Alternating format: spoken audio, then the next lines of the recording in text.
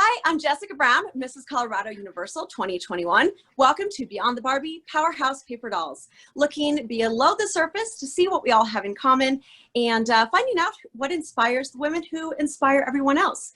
Joining me today is Karista Rose. Karista, would you please tell everyone your title? Hey everyone, my title is Today's Extraordinary Queen, Mrs. Arizona 2020. Wonderful. And you will be competing this spring. Do you know September. September, excuse me. September, yes, this September. Oh, how exciting. Now, I'd like to talk a little bit about what drew me to you. Now, this is called Paper Dolls, in case you're not familiar, because each interview is linked to the one before and after by something that that woman has in common with the person before and after. You are linked to Caitlin Ark, who's before you, because you were both inspired by Mother Teresa. And you guys both have this very warm and welcoming spirit about you. But as I was reading all of your comments and all of your answers to your questions, I saw how many things that you and I had in common. And I just did a video about you today because as I was scrolling my Facebook feed and I saw you in your crown and sash, and it made me stop because I like sparkly things. And so it drew me to you. And then as I started reading more about you and learning more about your condition and about your mission, and you're an impressive woman with an incredible heart. And I think that is kind of the power of the crown.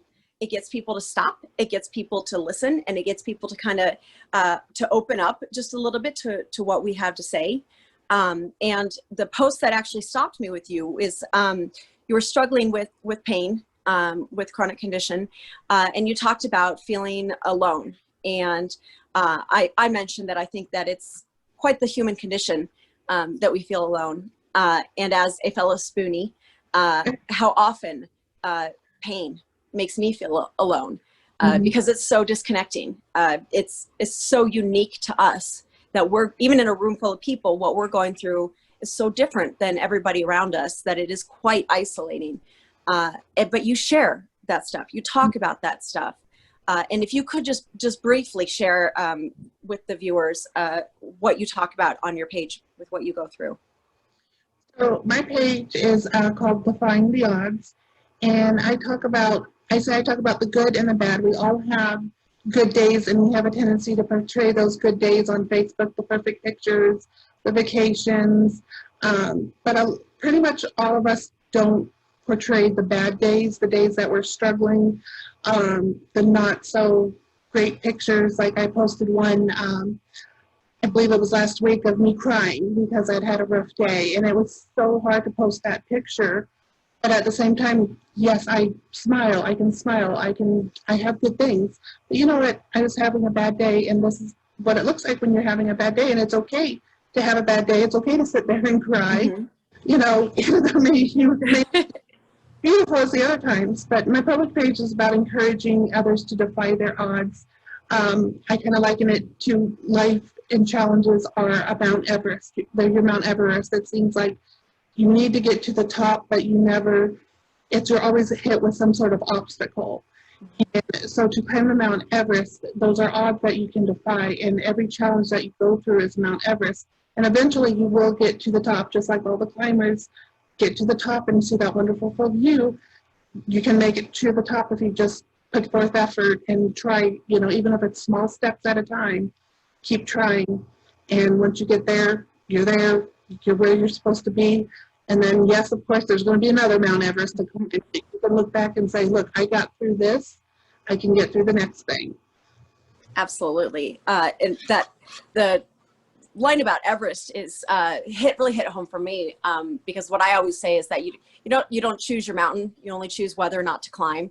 And so then when I got to the end and answer after answer, I was thinking how much we have in common. And then we get to the end and I said, well, of course, that's what she believes. Of course, that's her motto.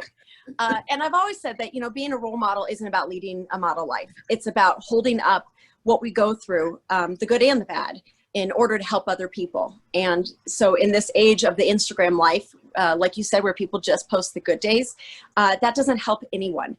Nobody was ever encouraged to keep trying by somebody's airbrushed picture. But you post them both, that you have overcome, and the days that you're struggling.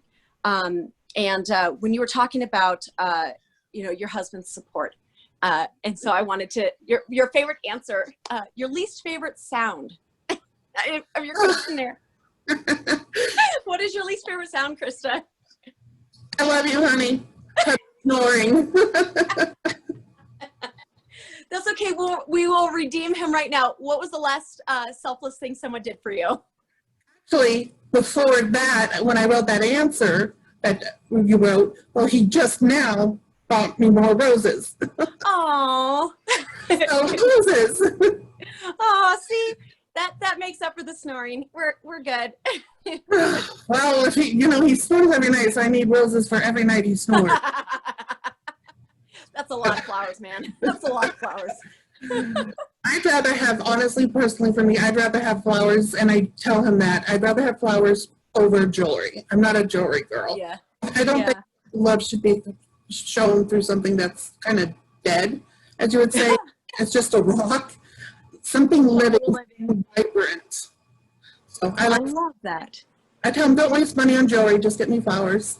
That's great. The woman who came right before you, when I said, if you could give one piece of advice to everyone during this pandemic, what would it be? And she said to get outside, feel the wind, put your toes in the grass. And I love that that's how you want your husband to express love, is through something that's living, something that embodies life. So that's great. Now you've had a tough go of it. So I want to know, who inspired you when you were younger? You had a hard start. So who as a child with my mom, I really didn't have anyone to look up to be inspired by. And then as a teenager, when I got into foster care and started learning about the world and people in the world and everything, originally I was inspired by Diane Sawyer, because I had wanted to be a broadcast journalist, and everybody in high school really thought I was going to go into broadcast journalism. They even wrote me reference letters at ASU, but life never turns out how we plan sometimes. But since I started volunteering back when I was 18, and especially more so now, it's Mother Teresa. And as I studied her history and the way how she volunteered and helped the people in the slums, I feel connected to her because she suffered from a lot of health conditions. And yet she still got out there and she serviced, as much as she could. And I feel the same way. I have my conditions. It is a struggle. I have to ask for some accommodations, like I can't stand. So I'll sit and label bags for Feed My Starving Children. So I find stuff to do that helps. And so Mother Teresa did the same thing, so I feel very connected to her. And she just gives. And I can't, like I said, I'm limited in things that I can do, but I can do stuff like Mother Teresa did. Absolutely. And that leads me to, Karista, what do you like about yourself? My determination. I like and love that through everything, I'm determined. I'm determined to get through it. I'm determined to make things a special place or special around me and help other people. I've had my moments. I am a suicide survivor, but it's all made me stronger and more determined to be a positive impact in the world and to help other people who are going through similar situations. That one, suicide is not the answer. Two, you make it through whatever you're going through. Yep. I am as well. Do you have a semicolon tattoo? Yes, I do. Me too. It's a lotus. It's coming out of a lotus, which the lotus comes from the muddy, milky mud, and it floats up through the water and comes into this beautiful flower. So I have this. I'll send you a picture of it. Please do. Mine's in the center of my back. I wanted it just to be this gentle presence on my back. And I'm retiring from pageantry after the end of this reign. So then I would like to develop that into something a little bit bigger. And I was thinking butterfly, it has to be meaningful. And I like the from the mud. I like that. Yeah. Yeah. But that's definitely one of those things that that needs to be talked about. you know, the stigma around mental health, the stigma around chronic illness, even the stigma around pageantry.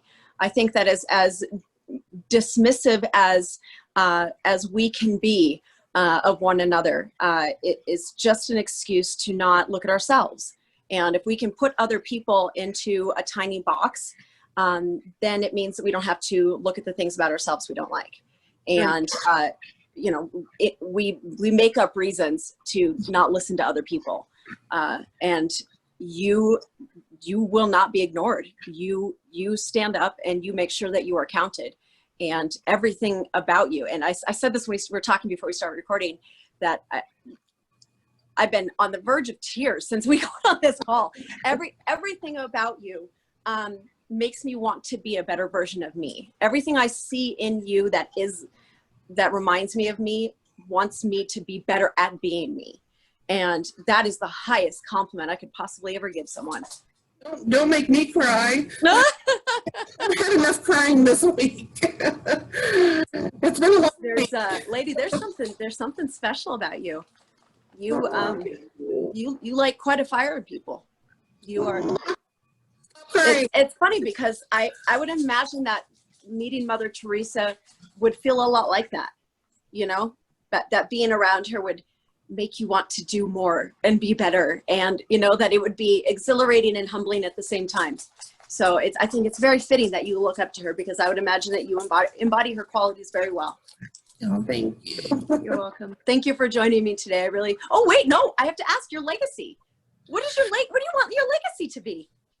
It's kind of a twofold. I want my legacy to be defy your odds. You can defy any odds that you're going through in life, and living is giving.